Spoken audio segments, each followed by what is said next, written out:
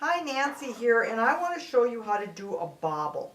And bobbles are, it's a single stitch where you make many stitches within that stitch, usually 3 or 5 stitches. I've even seen 7, where you create this bobble that comes out of your knitting.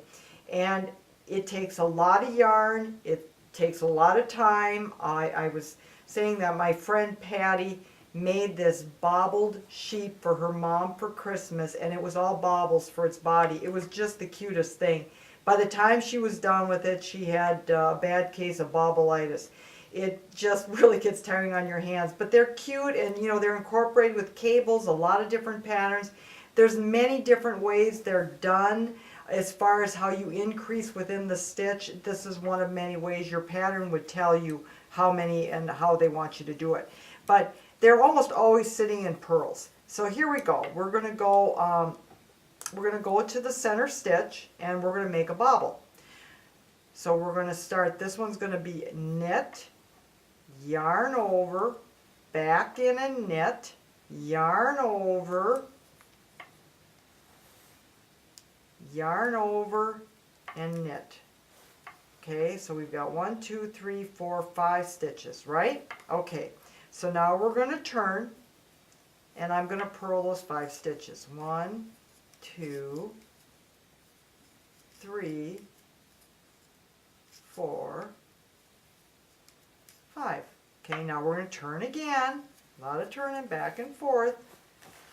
Okay, and now we're going to knit 5. 1, 2, 3, 4, 5. Okay, now turn. Now we're going to start decreasing it. So we're going to purl 2 together. We're going to try to purl 2 together. Then we're going to knit 1. And then we're going to purl 2 together. Okay, now we're going to turn. Okay, I got to get some more yarn working here.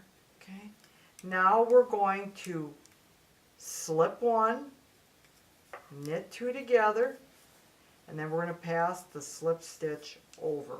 Okay, all right, now I'm going to give it a good pull. Do you see? There's your bobble. Now we're going to continue on in pattern. Now one thing I do, and you don't have to do this, but I find for me it helps to tighten this up a little bit. You know, the space you get here in the gap, I will twist the next stitch and I will purl through the back loop. If in fact it's a purl, if it was a knit, I would knit through the back. And I'm going to purl through the back loop. Okay. And what it's going to do is going to take some of that play out of there. So it tightened it up.